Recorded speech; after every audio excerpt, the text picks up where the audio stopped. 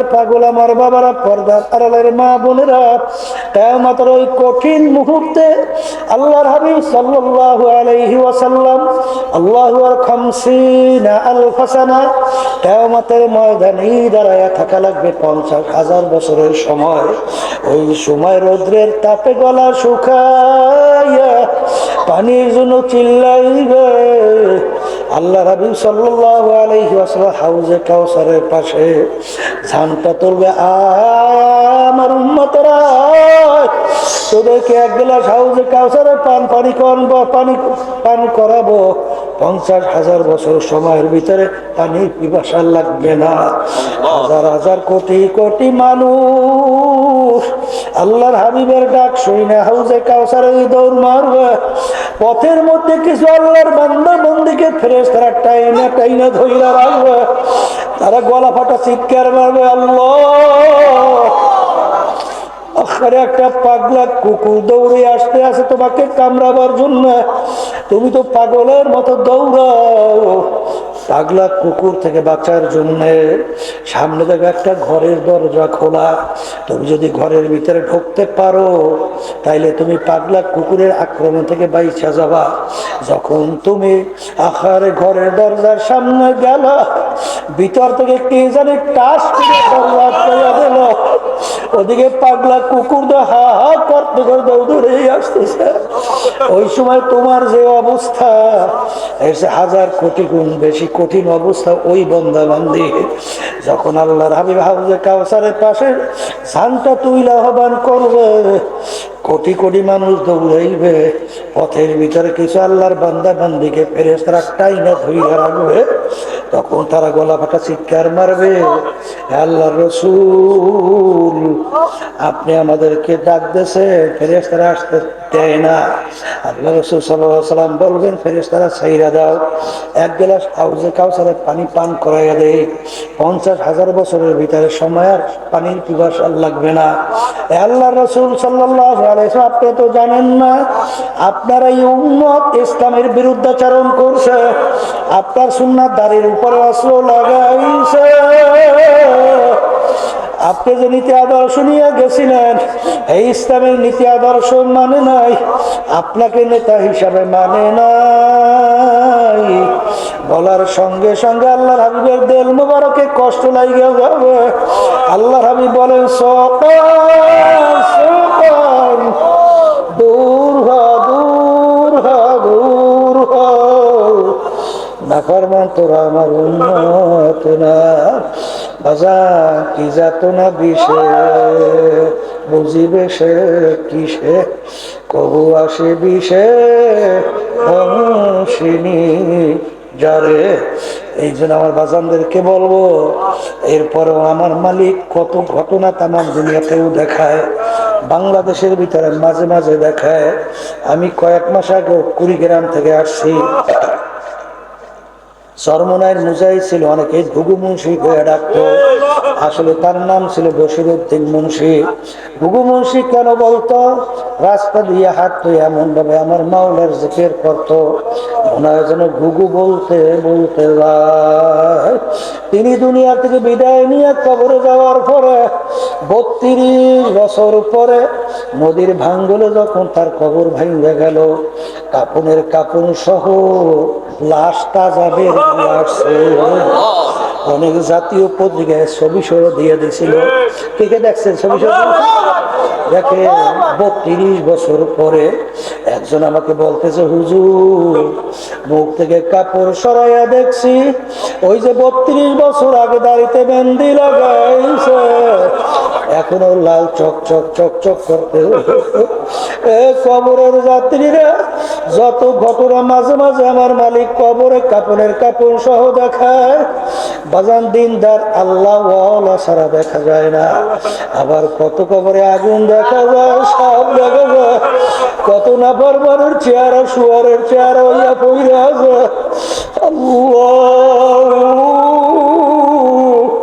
যত ঘটনা মাঝে মাঝে কবরে দুর্ঘটনা দেখা যায়, নাফরমান বেনবাজি হারামখোর সুদখোর ঘুষখোর জুলুমবাজ মিথ্যাবাজ সারা কিন্তু দেখা যায় না।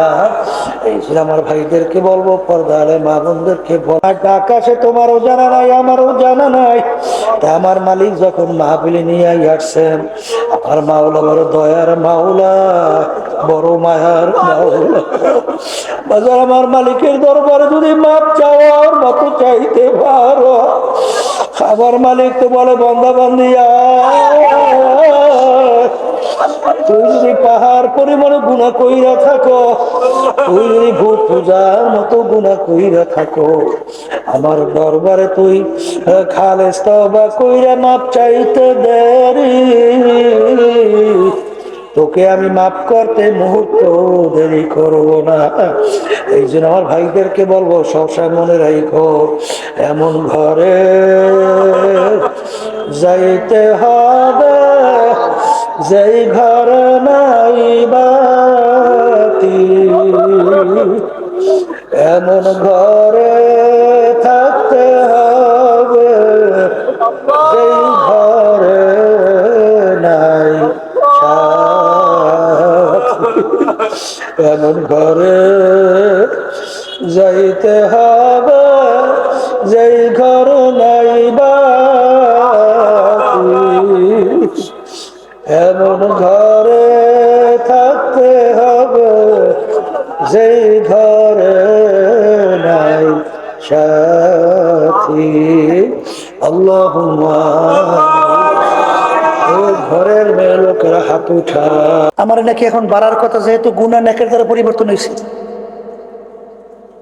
আবু বকর সিদ্দিক রাদিয়াল্লাহু তাআলা আনহু বলতেছেন, ভাই ওমর, সুসংবাদ, তোমার নেকি তো আমার চেয়ে বাইরে গেছে। কেমনে? বলে, আল্লাহ রাব্বুল আলামিন আয়াত নাযিল করছেন, আল্লাহ যেই বান্দা-বান্দী খালেস তাওবা করবে, গুনাহ তো মাফ করবেই, গুনাহ নেকির দ্বারা পরিবর্তন করবে। তাহলে সেই দিক থেকে তোমার নেকি বাড়ছে। ওমর রাদিয়াল্লাহু তাআলা বলতেছেন, তাহলে ভাই আবু বকর, একটা কাজ করা যায়। কি কাজ? তাহলে আপনার এক রাত্রের নেকি আমাকে দেবেন, আর আমার সমস্ত নেকি আপনাকে দিয়ে দেব। পরিবর্তন করবেন? আবু বকর সিদ্দিক রাদিয়াল্লাহু তাআলা বলতেছেন, ব্যাপারটা তো কিছু বুঝলাম না। এক রাত্রের নেকি দেবে, নিয়ে সমস্ত জীবনের নেকি দিয়ে দেবে মানে? বলে, ভাই আমি একটু বুঝে লই। আল্লাহ রাসূল সাল্লাল্লাহু আলাইহি ওয়াসাল্লামের কাছে জিজ্ঞাসা করেন, আল্লাহ রাসূল, এইভাবে তো কথা হয়েছে, উমর তো চায় নেকি পরিবর্তন করতে এক রাত্রে, আর তার জীবনে সব নেকি দিতে চায়, পরিবর্তন করব? আল্লাহ রাসূল সাল্লাল্লাহু আলাইহি ওয়াসাল্লাম বলেন, কথার কথা, দোনোজনই তো আমার শ্বশুর, মানে কথা সুন্দর আছে, কাকে ঠকাবো আর কাকে জিতাবো। তবে ওই রাত্রের নেকির পরিমাণটা আমি একটু বলতে পারি। বলে, দুনিয়া সৃষ্টির পরে যত মানুষ আসছে দুনিয়াতে, নেকের কাজ তাদের যদি একটা পাল্লায় দেওয়া হয়, আর ওই এক রাত্রে আপনার নেকি যদি আর একটা পাল্লায় রাখা হয়, আপনার ওই নেকির ওজনে পাল্লা ডাইবে যাবে। এখন আপনি পরিবর্তন করবেন কিনা আপনি জানেন। তাহলে ব্যক্তি বিশেষ নেকির কি হয়? পার্থক্য হয়। কি হয়? পার্থক্য হয়। এই পার্থক্যটা কিন্তু ঈমানের উপরে ভিত্তি করিয়া। তাদের ঈমানের অবস্থা কেমন ছিল? আবু বকর সিদ্দিক রাদিয়াল্লাহু তাআলা আনহু প্রায় 6 মাস আগে আল্লাহ রাসূল সাল্লাল্লাহু আলাইহি ওয়াসাল্লাম বললেন, আবু বকর প্রস্তুত থাকিও, হিজরতের হুকুম আসতে পারে। 6 মাস প্রায় চলে গেছে, হিজরতের হুকুম আসছে। রাত্রে গভীরে যাই আল্লাহ রাসূল সাল্লাল্লাহু আলাইহি ওয়াসাল্লাম আবু বকর সিদ্দিক রাদিয়াল্লাহু তাআলা আনহু তার ঘরের ভিতরে দরজায় যাইয়া শব্দ করছেন, আবু বকর। বলার সঙ্গে সঙ্গে ভিতর থেকে দরজা টাস করে খুলে দিচ্ছে। মোটে দেরি হয় নাই।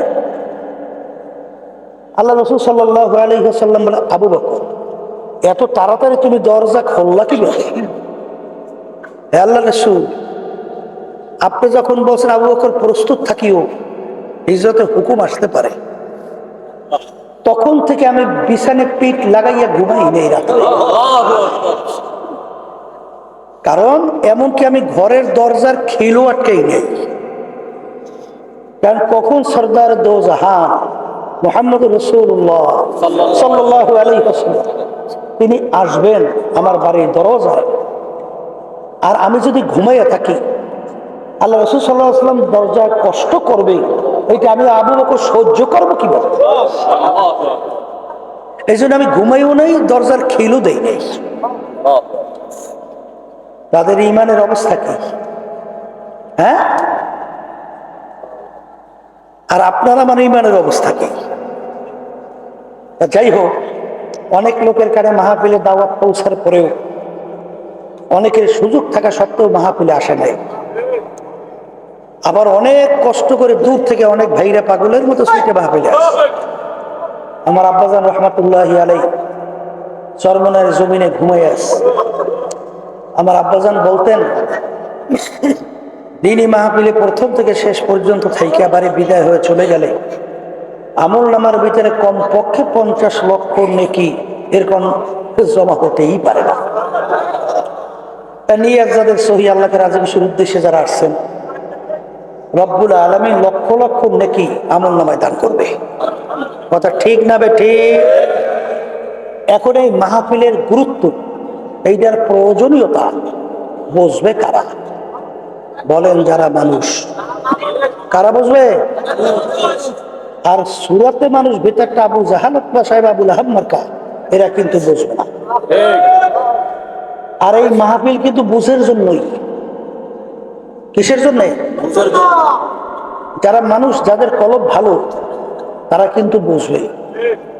আর সুরাতে মানুষ, অঙ্গ প্রত্যঙ্গে মানুষ, কিন্তু ভিতরটা আবু জাহালত বা সাহেব আবুল আহাব মার্কা, এরা কিন্তু বুঝবে না। কথা ঠিক কিনা? যারা মানুষ তারা চিন্তা করবে দুনিয়ার জিন্দেগিটা কি আর আখিরাতের জিন্দেগিটা কি। এক শ্রেণী বর্তমানে বস্তুবাদীর দল, তারা বলতে চায় যা দেখি না দু নয়নে, বিশ্বাস করি না গুরুর বচনে। নাউজুবিল্লাহ বলে। অর্থাৎ তারা বলতে চায় যা দেখি না বিশ্বাস করি না, ওরে কপাল পোড়ারা, যা দেখো না বিশ্বাস করো না। আমি যদি জিজ্ঞাসা করি যে তুমি কি জ্যান্ত মানুষ না মরা মানুষ, বলবে কি জ্যান্ত। জ্যান্ত মানে অর্থ কি? ভিতর রূহ আছে না নাই?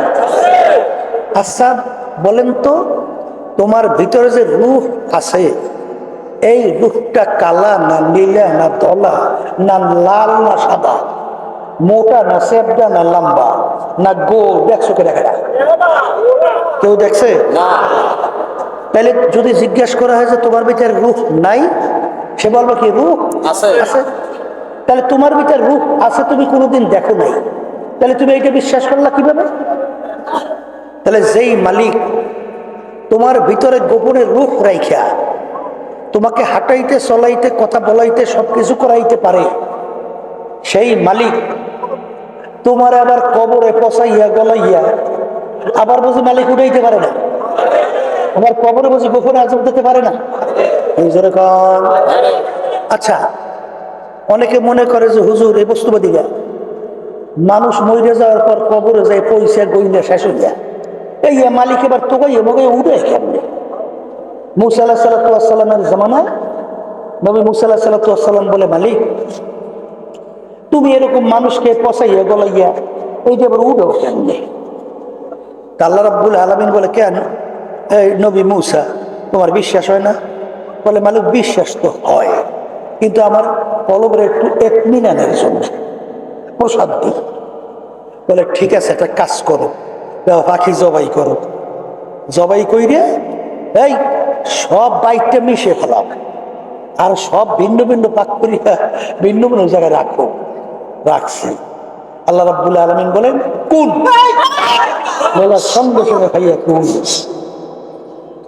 পাখির পাখের জায়গায় যাইয়া পাক লেগে গেছে, পায়ের জায়গায় পা লেগে গেছে, এই মাথার জায়গায় মাথা লেগে গেছে, ফুরুত করে পাখি জমিন থেকে উড়িয়া আকাশে চলে গেছে। বলে মালিক, এটা একটা আবার অন্তরের প্রশান্তির জন্য। কথা বুঝেন না বুঝেন নাই? শোনেন, আল্লাহ রাব্বুল আলামিন আপনাকে আমাকে সৃষ্টি করছেন। হাল আতা আলাল ইনসান হিনুম মিনাদ দাহরি লাম ইয়াকুন শাইআন মাযকুরা। উল্লেখযোগ্য কোনো বস্তু আমরা ছিলাম? কথা বলেন। আমরা ছিলাম এক কাতরা নাপাক পানি, তাও আবার আমশ্বাস, তাও আবার ভেজাইলা, তাও আবার কি ভেজাইলা। এই ভেজাইলা এক কাতরা নাপাক পানি, এর ভিতরে মার রেহেমের ভিতরে তোমার আমার সূরা সিরাত আমার মালিক তৈরি করছে। আকাসাউনাল ইজামা লাহমা। আল্লাহ রাব্বুল আলামিন ওই পানিকে জমাট বাঁধাইছে রক্ত দিয়া, এরপরে আস্তে আস্তে হাড্ডি বানাইয়া, হাড্ডির উপরে গোশত লাগাইয়া ফি আহসানি তাকওয়িম, তোমার মতো আমার মতো এত সুন্দর সুরতের একটা মানুষ তৈরি করছে। বলেন কথা ঠিক না বেঠি? আচ্ছা বলেন তো, এই দুনিয়াদার শিক্ষিত আমার বাবারা, এক মায়ের থেকে 10টা সন্তান বের হয়। একটা সন্তানের সঙ্গে আর একটা সন্তানের চেহারার পূর্ণ কোনো মিল হয়? হয়তো আসতে পারে। আচ্ছা দুনিয়ার নিয়ম কি? শ্বাস চেনে? শ্বাস, ওই যে পিঠা তৈরি করে, আপনারা কি বলেন? শ্বাসই তো বলেন। আচ্ছা, যেই রঙের, যেই ঢঙ্গের, যেই পদ্ধতির শ্বাস, ওর থেকে যত পিঠা আপনি বানাইবেন এক রকমের বের হয় না কয়েক মুখী বের হয়? আস্তে কথা, হ্যাঁ এক রকমের বের হয় না? তাই এক মায়ের পেট থেকে 10 রকমের সন্তান বের হয়েছে, শ্বাস তো একটা। আস্তে কথা, একটা সাজবে, একটা সাজের থেকে 10টা সন্তান বের করলো, একটা সন্তানের সঙ্গে আর একটা সঙ্গে পূর্ণ কোনো মিল নাই। এটা বানাইনি একজন কারিগর লাগে নাই? লাগে। আর আসতে কয় লাগে, কি জোরে কর লাগে না লাগে নাই? এরপর আমার বাজানদেরকে বলবো, শোনেন, যারা একটু ইংরেজি বাংলা একটু পাশ্চাত্যের কালচারে অভ্যস্ত হইয়া ধরাকে সরাজ্ঞান মনে করেন না, মনে করছেন আমরা হুজুরেরা কিছু বুঝি না, সব বুঝছেন আপনারা। এই জন্য তো শেষ পর্যন্ত দাঁড়াই দাঁড়াইয়ে প্রস্তাব করে। এই কথা দেখেন না, অনেক সময় রাস্তার পাশে লোকালয়ের মধ্যে দাঁড়াই দাঁড়াই প্রস্তাব করে, এক শ্রেণী মানুষ দেখেন নাই? আচ্ছা বলেন তো, যার ভিতরে লজ্জা শরম আছে সে মানুষের ভিতরে এরকম দাঁড়াই দাঁড়াই আর লোকালয়ের ভিতরে প্রস্তাব করতে পারে? তাহলে ওই রকম প্রস্তাব করে কেন? আল্লাহ মাফ করুক, জানি না, আমাদের সন্দেহ বলছি। এই বর্তমানে বাংলাদেশেও ডারউইনের থিওরি ঢুকে গেছে। তার থিওরি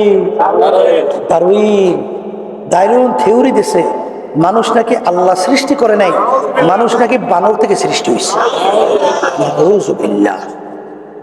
কি থেকে সৃষ্টি হয়েছে বলে? বলে বানর থেকে সৃষ্টি কেমনে হয়? বলে বানরের অনেক পার্টসের সঙ্গে মানুষের অনেক পার্টসের মিল আছে।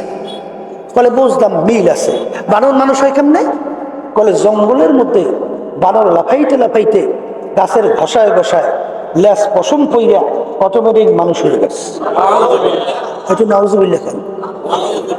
আচ্ছা আমি জিজ্ঞাসা করি, তাহলে মানুষ বানর থেকে সৃষ্টি, হে বান্দরের জাত, তাহলে বানর দ্বারা বানরটাকে সৃষ্টি করলো কেটা?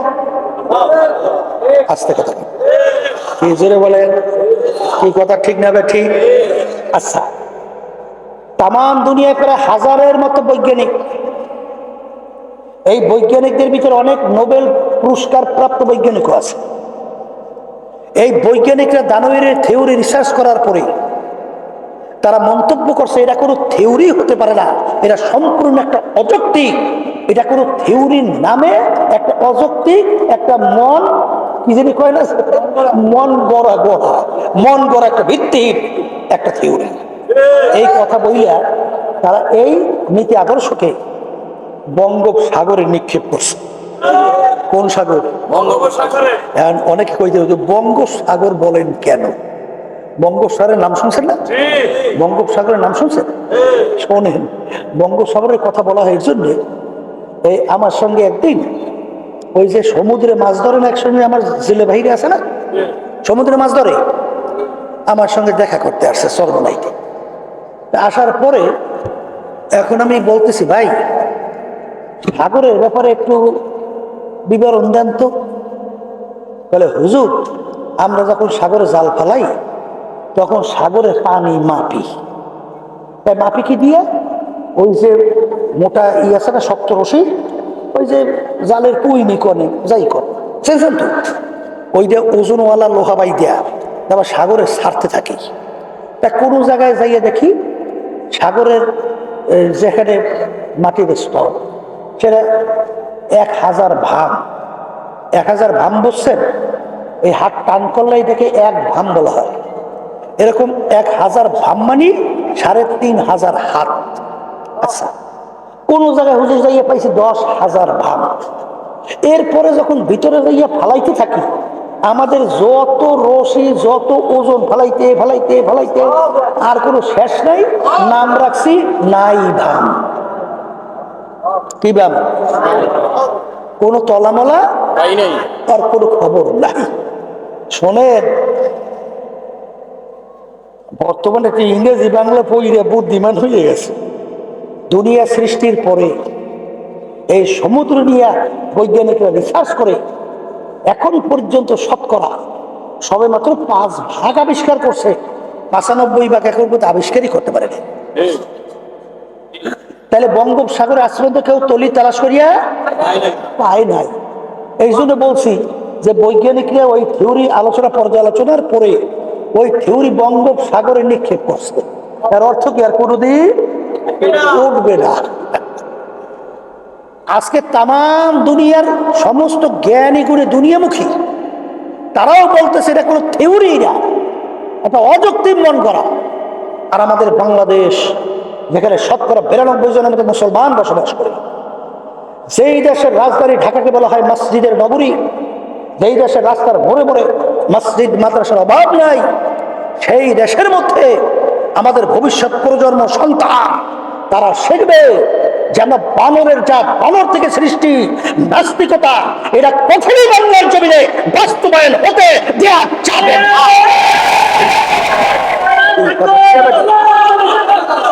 এই জন্য আমার বাজানদেরকে বলবো যে ওরা বলে মানুষ নাকি বানর থেকে সৃষ্টি, তাহলে বানর বানাইলো কে?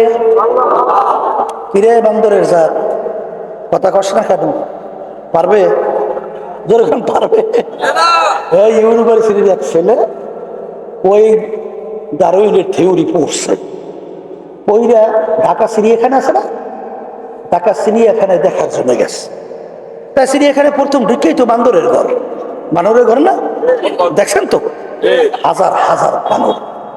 ও চিন্তা করলো যে এই বানরগুলো কিছুদিন পর যখন আসবো তখন তাই সে দেখো সব বানরগুলো মানুষ হয়ে গেছে। কথা হয় না, কথা বুঝেন নাই? বুঝি। ও থিওরি পড়ছে বানর থেকে কি হয় মানুষ। ও চিন্তা করছে বানরগুলো তো মানুষ হয়েছে। ও আবার কয়েক বছর পর ঘুরে আবার গেছে চিড়িয়াখানা দেখার জন্য। যাইয়া দেখে যে ওই বানরের ঘরের ভিতরে যে বানরগুলো, সব বানরগুলো বানরই আছে, একটা বানরও মানুষ হয় নাই। কথা হয় না, জোরে বলেন কথা ঠিক না বে ঠিক? এরপরে আমার বাজানদেরকে বলবো, বাজান শোনেন, বর্তমানে তাম দুনিয়াতে বানর আছে না নাই? এই বানরগুলো কি সব ভদ্র হয়ে গেছে না এখন লাফালাফি করে? আগে যদি 2-1টা বানর লাফাইতে লাফাইতে ল্যাস পশম করে মানুষ হয়, এখন 2-1টা বানর ল্যাস পশম করে মানুষ হবে না কেন? কি এটা কোনো যুক্তি? আর প্রশ্ন এখানে যুক্তি হইতে পারে? পারে না। এই জন্য আমার বাজানদেরকে বলবো, পর্দালের মা বোনরা যারা শুনতেছেন, মনে করছেন আমরা হুজুররা কিছু বুঝি না। আরে বুঝা শুনে টুপি মাথায় রাখছি, বুঝা শুনে লম্বা জামা গায়ে দিছি, বুঝা শুনে দাঁড়িয়ে রাখছি, বুঝা শুনে আল্লাহর ফজরের করমে এই মুয়াজ্জিন যখন ফজরের সময় মসজিদে আল্লাহর পক্ষ থেকে দাওয়াত দেয়, আসসালাতু খায়রুম মিনান নাওম, ওই সময় ল্যাপ কম্বল শীতের মধ্যে ফেলাইয়া অনেক সময় ঠান্ডা পানিতে অজু করে পাগলের মতো দৌড়ে মসজিদে যাই। চলে বলেন কথা ঠিক না ঠিক? কারণ কি? ভালো করে চিন্তা ভাবনা করে দেখছি কুরআনুল কারীম কিন্তু সত্য। আর একটু আস্তে কর, কুরআনুল কারীম সত্য। তা কুরআনুল কারীম সত্য না আবার একটু ধাক্কা দিয়ে আস্তে আস্তে কর না। কুরআনুল কারীম এখন আমাদের মাঝে আছে না নাই? চ্যালেঞ্জার আয়াত আছে, যালিকাল কিতাব লা রাইবা আছে না নাই? শুনেন, আল্লাহ রাসূল সাল্লাল্লাহু আলাইহি ওয়াসাল্লাম দুনিয়ার কোন শিক্ষকের কাছে পড়ার সুযোগ পাইছে? কোন প্রতিষ্ঠানে কোন আল্লাহ রাসূল শেখার সুযোগ পাইছে বা শিখছে? আল্লাহ রাসূল সাল্লাল্লাহু আলাইহি ওয়াসাল্লাম নিজের দস্তখত সাইন করতে জানতেন? সাইনও করতে জানতেন না। তাহলে আল্লাহ রাসূল সাল্লাল্লাহু আলাইহি ওয়াসাল্লাম অনেক সময় চিঠি তার পক্ষ থেকে পাঠাইতো, প্রমাণ রাখতো কিভাবে? বলে আঙ্গুল মোবারকের ভিতরে আংটি মোবারক, আংটি মোবারক দিয়ে সিল মারত। কি মারত? চরমনাইতে এক ডক্টর গেছিল, ডক্টর বুঝলেন, বছর খানিক হইবে।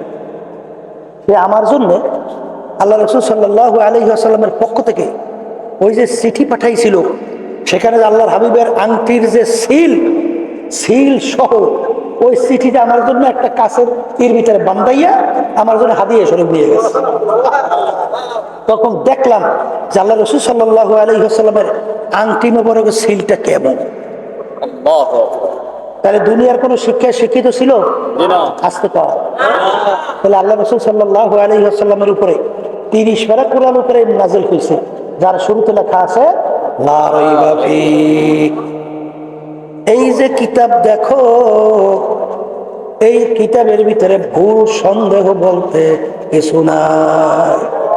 হে কবরের যাত্রীরা, দুনিয়া এবং আখিরাতের মামলা, দুনিয়ার মামলায় ম্যাজিস্ট্রেট কোর্টে যদি কেউ ঠইগা যাও, আবার জজ কোর্টের ভিতরে আপিল করলে জিতবার আশা করা যায়। জজ কোর্টে ঠকলে হাইকোর্ট, সেখানে ঠকলে সুপ্রিম কোর্ট সিঙ্গেল বেঞ্চ, সেখানে ঠকলে সুপ্রিম কোর্ট ফুল বেঞ্চ, সেখানে ঠকলে প্রেসিডেন্ট কোর্ট, সেখানে ঠকলে আন্তর্জাতিক কোর্ট। এরকম ধাপ বাই ধাপ অনেক আপিলের সুযোগ আছে না? না। কিন্তু এই কবরের যাত্রীরা, তোমার আমার সামনে আখিরাতের 5টা মামলা দাঁড় হইয়া আছে। মৌতের মামলা, কবরের মামলা, বাজার কিয়ামতের ময়দানের মামলা, মিজান পুলসিরাতের মামলা। এই মামলায় যদি খোদার কাছে একবার কেউ ঠইগা বসো, আর দ্বিতীয়বার দুনিয়াতে আইসা আপিল কইরা জিতবার কিন্তু আর আশা নাই। আর দুনিয়া মাজরাতুল আখিরাত, এই দুনিয়াটা হলো আখিরাতের সম্বল সম্পদ কামাই করার জায়গা। এই দুনিয়া থাকা অবস্থায় আল্লাহ বইলা ডাক দিবা, সঙ্গে সঙ্গে তোমার আমলনামায় নেকি জমা হইয়া যাবে। আর কবরে যাইয়া শত শত বছর আমার আল্লাহকে আল্লাহ আল্লাহ বইলা ডাকবা, একটা নেকিও তোমার আমার আমলনামায় আর জমা হবে না। এই জন্য আমার ভাইদেরকে বলো, পর্দালে মা বোনদেরকে বলবো, দুনিয়ার জিন্দেগি কিন্তু একটাই রে বাবা। একবার যদি কেউ দুনিয়ার থেকে বিদায় নিয়ে কবরে চলে যায়, আর কোনো দিন আসে না। এই জন্য আমার ভাইদেরকে বলবো, পর্দালে মা বোনদেরকে বলবো, আজান আমার মালিক বলছেন প্রত্যেকটা জানদার তার একদিন না একদিন মাউতের শরাব পান করা লাগবে। ওয়ালাউ কুনতুম ফি বুরুজিন মুশাইয়াদা, কেউ যদি শক্ত পাথরের পাহাড় কাইটাও লুকাও, সময় মতো মালাকুল মাউত আজরাইল সেখানে হাজির হবে। হে দুনিয়াদার পাগল আমার বাবারা, হে ধনী আমার বাবারা, হে শিক্ষিত আমার বাবারা, হে ক্ষমতা সম্পন্ন আমার বাবারা, হে বড় বড় পদের অধিকারী আমার বাবারা, হে মেম্বার, চেয়ারম্যান, এমপি, মিনিস্টার আমার বাবারা, ভালো কইরা মাঝে মাঝে নিরিবিলি একটু চক্ষু বন্ধ করো, মুরাকাবা করো।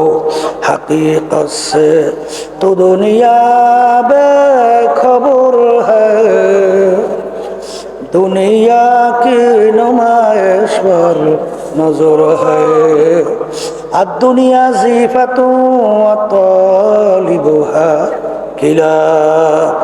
আল্লাহ রাসূল সাল্লাল্লাহু আলাইহি ওয়াসাল্লাম বলেন, হে আমার উম্মতেরা, দুনিয়াটা হইল একটা মরগের মতো। বাজান পানির ভিতর থেকে যদি মরগ ভাইসা যায়, ওর পিছনে কিন্তু কোনো মানুষের দল দৌড়ায় না, ওর পিছনে কুকুরের দল দৌড়ায়। কখন মরগ নদীর কিনারায় আসবে আর সিরা ফাইরা খাবে।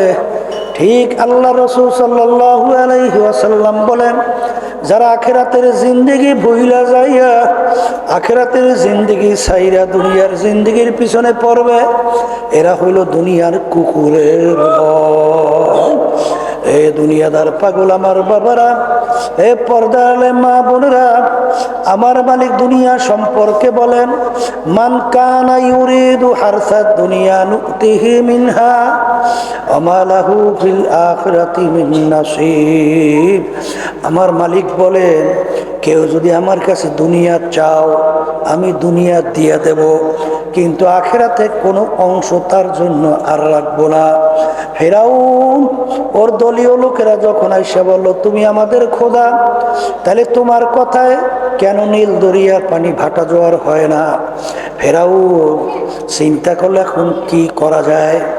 মন্ত্রী অর্থাৎ প্রধান পরামর্শদাতা ইবলিস এসে বলতেছে, ফেরাউন তুমি যখন খোদাই দাবি করে বসছো, নীল দরিয়ার পানি যদি তোমার কথায় ভাটা জোয়ার না হয়, তোমার তো খোদাই টিকাইতে পারবা না। বলে তো এখন উপায় কি? যাও গভীর জঙ্গলে যাও, যাইয়া মালিকের সঙ্গে কান্দাকাটি করো, আর মালিকের কাছে বলো যে আমি দুনিয়া চাই, আখিরাত চাই না। বাজান ফেরাউন তো বেদরক কান্দে। জিবে আলাইহিস সালাম আসছে, ফেরাউন কেন কান্দিস? কলে আমার কথা নীল দরিয়ার পানি ভাটা জোয়ার না হইলে আমাকে তো খোদা বইলাম মানবে না। কলে ইবলি কলো ফেরাউন তাইলে তুই কি চাও? বলে আমি দুনিয়া চাই, আখিরাত চাই না। বলে তুই বল এবং তুই লেখা দে। দেশে লেখা বললাম আমি দুনিয়া চাই, আখিরাত চাই না। এরপরে তুই বল যে নাকি মালিকের নেমখারামি করে তার কি শাস্তি হওয়া উচিত? তাকে নীল দরিয়ার ভিতরে চুবাইয়া মারা উচিত। দে তাও লেখা দে। ফেরাউনের কথা নীল দরিয়ার পানি ভাটা জোয়ার হয়, অর্থাৎ আমি আমার মালিক দুনিয়ার ভেতরে এত ওকে শান্তি দান করছিল। 750 বছর ইতিহাসের ভিতরে দেখা যায় একদিন ওর একদিন সর্দি জ্বরও হয় নাই। ওর বাড়ির দরজা ইতিহাসে দেখা যায় এমন একটা গাছ ছিল, যে কোনো রোগের নিয়াত কইরা পাতা খাইলে রোগ ভালো হইয়া যাইত। নীল দরিয়ার পানি ভাটা জোয়ার হয়। এত বড় শক্তিধর হায়াতের বেলা যখন পার হইয়া গেল, ও যখন নাকি নীল নদীর ভিতরে আমার মালিক ওকে ফালাইয়া চুবাইয়া মারছিল, আখেরাতে আর কোনো অংশ পাবে না। এই জন্য আমার বাজানদেরকে বলো, পর্দালে মা বোনদেরকে বলবো, যে এই দুনিয়ার পাগল হইছ, এই দুনিয়া সম্পর্কে একটু মাঝে মাঝে একটু চক্ষু বন্ধ করো, মোরাকাবা করো। বাজান যত বড় ধনী, যত বড় সম্পদের মালিক, একটু তাকাইয়া দেখো, যেদিন সাদা 3টা কাপড় দিয়া প্যাঁচ দেবে, আখারে তখন কোথায় যাইবে ওর সম্পদ, কোথায় যাইবে ওর টাকা, কোথায় যাইবে ওর ক্ষমতা? কিছুই তো আর থাকবে না। বাংলাদেশের ভিতরে বড় ধনীর ভিতরে একজন যমুনা গ্রুপের মালিক। বাজার ও যখন করোনা ভাইরাসে আক্রান্ত হইয়া গেল, করোনা ভাইরাসে আক্রান্ত হইয়া যখন শ্বাস টানতে ছাড়তে পারে না, তখন ডাক্তারকে ডাক দিয়ে বলে, ডাক্তার তুমি যদি আমার শ্বাস টানা ছাড়ার ব্যবস্থা করতে পারো, কাগজ কলম নিয়ে আসো, সমস্ত সম্পদ তোমাকে আমি লেখা দেব। কিন্তু কোনো শ্বাস টানা ছাড়ার ব্যবস্থা করতে পারে নাই। এই দুনিয়াদার পাগল, দুনিয়া কয়দিনে একটু চক্ষু বন্ধ করো, একটু মোরাকাবা করো। আরে আজকে যে মাদ্রাসায় গেছিলাম প্রথম, সেখানে আব্বাজান রহমাতুল্লাহ আলাই সেই মাদ্রাসার ব্যাপারে তিনি হাতে লেখা দস্তখত দিয়ে আসছিল। 98 সাল, বাজান প্রায় 21 বছরের কাছাকাছি বা 22 বছরের কাছাকাছি বাজান, মনে হয় যেন সব কালকের ঘটনা। এ আল্লাহর বান্দারা, পর্দা আলে মা বোনেরা, একটু পিছনের দিকে তাকাই, একটু মোরাকাবা করো, মনে হয় যেন সব কালকের ঘটনা। ওদিকে আয়নার সামনে যখন চেহারার দিকে তাকাই, দেখি কাঁচা দাড়িগুলা পাইকা সাদা হয়ে গেল, দাঁতগুলা পইরা বোকরা হয়ে গেল। আহারে, কোথায় আমার আম্মা গেল, কোথায় আমার আব্বা গেল, কোথায় আমার আত্মীয় স্বজন, কোথায় কেউ তো তার এখন পাওয়া যায় না। আর একবার যদি দুনিয়ার থেকে বিদায় নিয়ে কেউ কবরে যাও, আর দ্বিতীয়বার ফেরত আসা যায় না। এই জন্য আমার বাজানদেরকে বলবো, পর্দা আলে মা বোনদেরকে বলবো, বাজান, আমার মালিক তোমাকে আমাকে দুনিয়াতে পাঠাইছেন কেন? আমার মালিক বলেন, ওয়া খালাকতুল জিন্না ওয়াল ইনসা ইল্লা লিয়াবুদুন, আমার ইবাদতের জন্য। ইবাদত শব্দের অর্থ মালিকের হুকুম অনুযায়ী চলা। বাজান, অন্যান্য মাখলুকাতগুলো আমার মাওলা কেন বানাইলেন? আমার মালিক বলেন, ওয়া খুলিকা লাকুম মা ফিল আরদি জামিআ, অন্যান্য মাখলুকাতগুলো বানাইলাম আমি তোমাদের জন্যে, আর তোদেরকে আমি বানাইলাম আমার ইবাদতের জন্যে। এ দুনিয়াদার পাগল আমার বাবারা, যারা মুসলমান দাবি করছিল, যারা ইমানদার দাবি করছিল, বাজান ইতিহাস পড়িয়া দেখো, প্রতি বছর ঘুইরা ঘুইরা আমাদের সামনে কোরবানি আসে, হজ আসে। আমার মালিক তোমাকে আমাকে শিক্ষা দেওয়ার জন্য মুসলমান কাকে বলে? মুসলমান একটা আরবি শব্দ, ইংরেজিতে বলা হয় সারেন্ডার। বাংলা অর্থ হলো আত্মসমর্পণ। বাজান, প্রতি বছর ঘুইরা ঘুইরা কোরবানি আসে, হজ আসে, এমনভাবে সাউন্ড বাড়াইছে, কথাই বলা। আর কি যে মাইক ফিট করছে,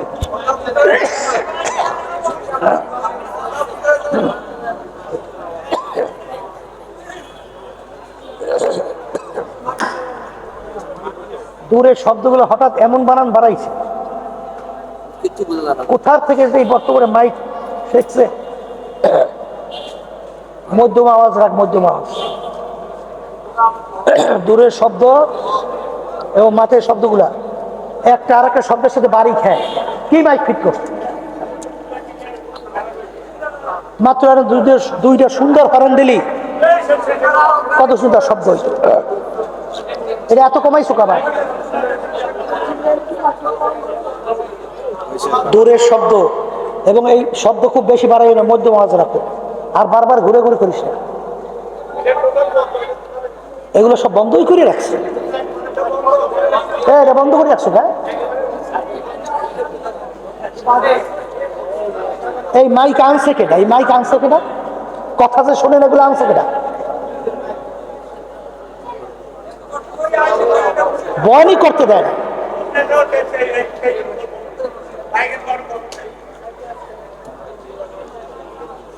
এরকম করে বয়ান করো তো কঠিন।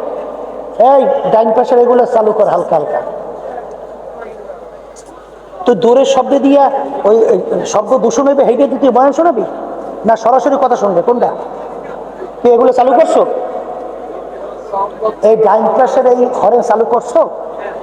হ্যাঁ, ওই শব্দ শব্দ শব্দ যে পিছনে শব্দ একটু কমা, হালকা পিছনে শব্দ হালকা একটু কমাও। এই মাইকে আওয়াজ বর্তমানে বয়ান করাই সম্ভব না। আর যারা মাহফিল করায় এরা খেয়ালও করে না যে মাইকটা হইলো মূল।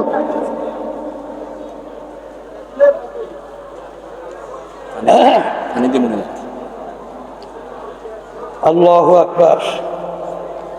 ফাসাউফা তারা ইযিন কাশাফাল গুবারু আফরাসুন তাহতার জিলকা আমহিমারু। এ বড়লোক আমার বাবারা, পর্দা আলে মা বোনেরা, এ ধনী আমার বাবারা, ক্ষমতা সম্পন্ন আমার বাবারা, ভালো করে মনকে বুঝাও, তারপর কবরে রওনা করো। বাজান কোন এক যুগের ভিতরে কেউ যদি ঘোড়ার পিঠে সওয়ার হইতো, সমাজের ভিতরে সম্মানিত লোক হিসেবে পরিচয় লাভ করত। এক লোক অন্ধকারের ভিতরে গাধার পিঠে সওয়ার হইয়া যায় আর ঘোষণা করে, আমি অমুকের ছেলে অমুক, আমি ঘোড়ার পিঠে সওয়ার হইয়া যাই। একজন ব্যক্তি দেখে বলতে দেন, আহাম্মক চুপ কর, অন্ধকার পরিষ্কার হোক, তখন তুই দেখতে পাবি তুই ঘোড়ার পিঠে সওয়ার না গাধার পিঠে সওয়ার। আজকে চক্ষু খোলা দুনিয়ায় আমি পরিচয় দিই আমি পীর, কেউ পরিচয় দেয় আমি মুফতি, আমি মুহাদ্দিস, আমি চেয়ারম্যান, আমি মেম্বার, আমি অমুক তমুক সমুক। এ কবরের যাত্রীরা ভালো করে মনকে বুঝাও, যেদিন তোমার আমার হায়াতের বেড়া শেষ হবে, যেদিন সাদা তিনটা কাপড় দিয়া প্যাঁচ দিয়া আরে মাথার ভিতরে বান্ধিবে, মাজার ভিতরে বান্ধিবে, পায়ের ভিতরে বান্ধিবে, হাটের ভিতরে উঠাইয়া যখন কবরের ভিতরে রাখবে, তখন তুমি দেখতে পারবা তুমি কি পীর না তুমি কি, তুমি বড় ধনী না তুমি অমুক সমুক না খোদা নাকাস্তা জাহান নামের একজন কয়েদি। এ দুনিয়াদার পাগল আমার বাবারা, এ পর্দার আড়ালের মা বোনেরা, ভালো করে মনকে বুঝাও, তারপর কবরে রওনা করো। কারণ একবার যদি কেউ কবরে ঠইগা বসো, দ্বিতীয়বার দুনিয়াতে আইসা আপিল কইরা জিতবার কিন্তু আর আশা নাই। এই জন্য আমার ভাইদেরকে বলবো, পর্দারে মা বোনদেরকে বলবো, বাজান তাম দুনিয়ার মোট 4 জন রাজত্ব করছিল।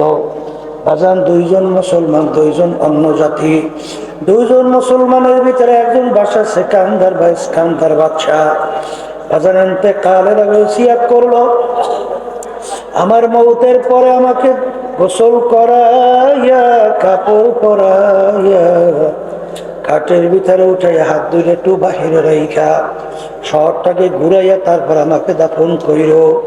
তিনি দুনিয়া থেকে বিদায় হওয়ার পরে খাটের ভিতরে উঠাইয়া 2 হাত বাহিরে রাইখা যখন শহর ঘুরায়, দুনিয়াদার কিছু লোক বোঝে না, বলে দেখছো বাচ্চা আজীবন আমাদের খাস এবং ট্যাক্স নিল, এখন মরার পরেও কেমন হাত পাইতে আছে, মনে হয় যেন খাস নেই এবং ট্যাক্স চায়।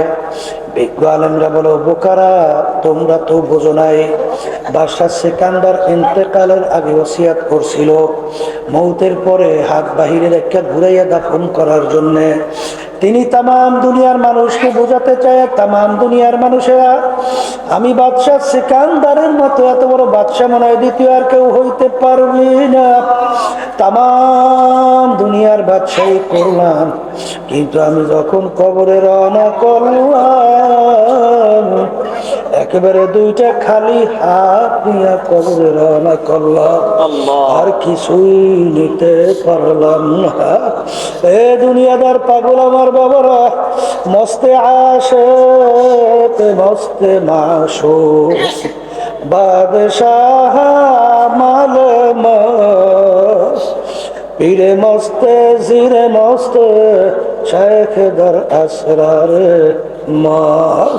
দুনিয়ার ভিতরে আমরা যত মানুষ বিচরণ করি সব কিন্তু পাগলের দল।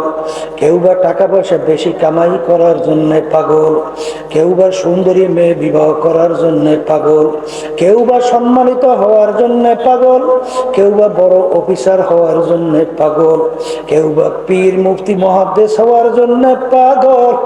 বাজান কেউ বা আল্লাহু আকবার মেম্বার চেয়ারম্যান এমপি মিনিস্টার হওয়ার জন্য পাগল।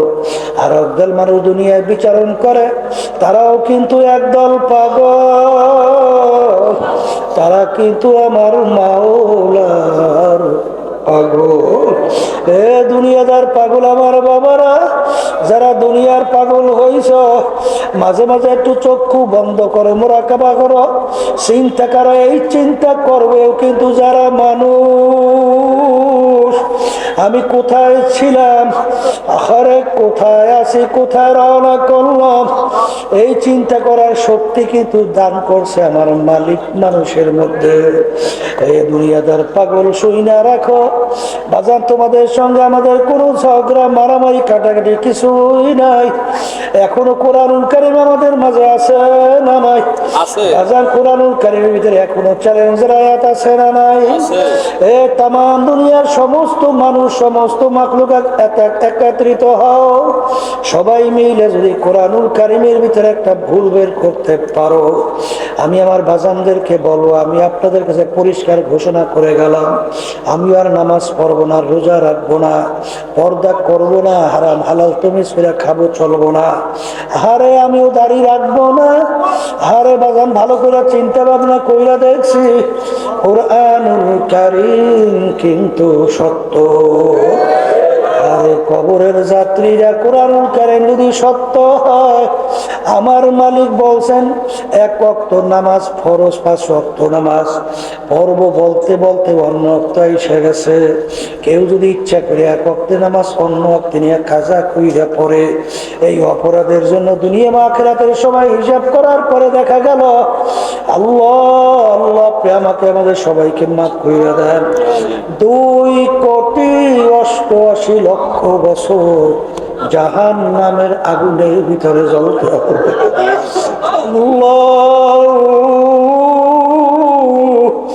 আর বাজার জাহান নামের আগুনের তেজ কেমন, এ মুসলমান যারা, তাদের কাছে আমাদের কথা, আল্লাহ রাসূল সাল্লাল্লাহু আলাইহি ওয়াসাল্লাম বলেন, দুনিয়ার আগুনের চেয়ে 70 গুণ তেজের আগুন জাহান নামের আগুন। আপনি আমাকে আমাদের সবাইকে মাফ কইরা দেন। হে বড় লোক আমার বাবারা, হে আরাম প্রিয় আমার বাবারা, শৌখিন আমার বাবারা, হে মুসলমান আমার বাবারা, আজকে দুনিয়া সাধারণ আগুনের ভিতরে 1 মিনিট আঙ্গুল রাখার শক্তি দুনিয়ার কোন মানুষের নাই। কিন্তু ওই জাহান্নামের আগুনের ভিতরে কিভাবে জ্বলবো চিন্তা ভাবনা করে তারপর কবরে রওনা করো।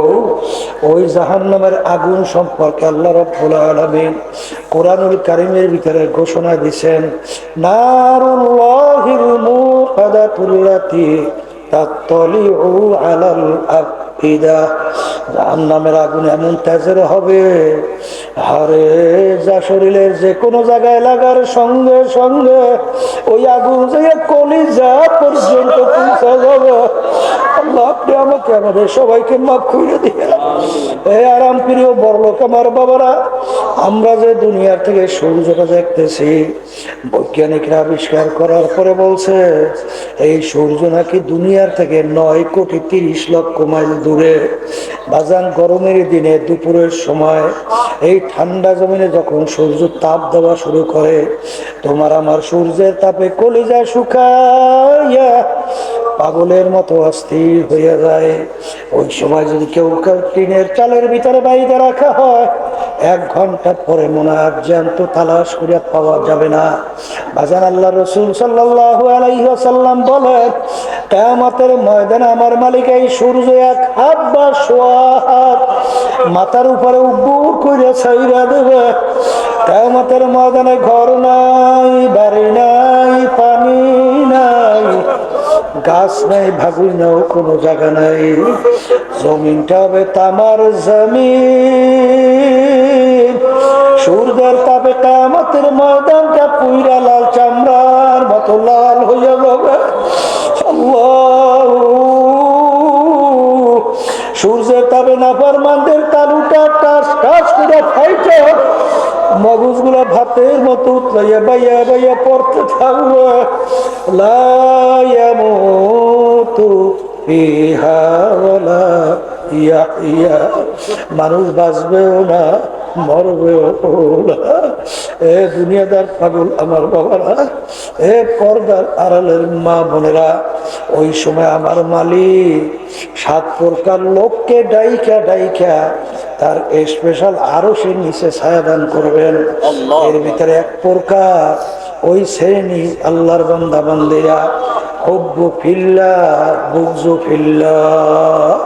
যারা দুনিয়ায় থাকা অবস্থায় মোহাব্বত রাখবেও আল্লাহর রাজি খুশির জন্য, আর মোহাব্বত ছাড়বেও আল্লাহর রাজি খুশির জন্য, এই শ্রেণীর লোকদেরকে আমার মালিক ডাইকে তার স্পেশাল আরো সে ছায়া দান করবে। বাজান, এক শ্রেণী আমার বাজানরা আছে দুনিয়ার মধ্যে, আর দল করে বিভিন্ন দুনিয়ামুখী মানব রচিত তন্ত্র মন্ত্র কুফুরি, কথা ঠিক না বেঠিক? তাদের দল করতে যাইয়া অনেক সময় রক্ত ঝরায়, স্লোগান দেয়, ঘাম জড়ায়, সম্পদ টাকা দেয়, আর বরঞ্চ বলে আমার নেতার চরিত্র ফুলের মতো পবিত্র। বাজানদেরকে বলবো, যারা আল্লাহ আল্লাহ রসুলের বিরুদ্ধে আচরণ করে, যারা আল্লাহর রসুলের বিরুদ্ধে আইন পাশ করে, যারা ইসলামের বিরুদ্ধে পদক্ষেপ গ্রহণ করে, যারা মিথ্যাচার করে, জুলুম করে, খুন করে, গুম করে, সম্পদ লুটপাট কইরা জনগণের বিদেশে পাচার কইরা বেগম পাড়া তৈরি করে, তাদের সঙ্গে তুমি সম্পর্ক মহব্বত রাখো আল্লাহর রাজি খুশির জন্যই।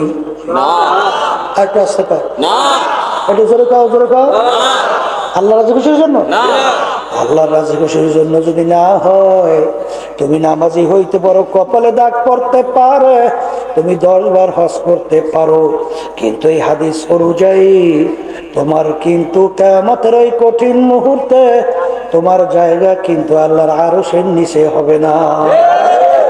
জোরে বলো, কথা ঠিক না ঠিক? হুব্বু ফিল্লাহ বুগযু ফিল্লাহ, মুহাব্বত থাকবেও রাখবেও আল্লাহর জন্য, ছাড়বেও কার খুশির জন্য।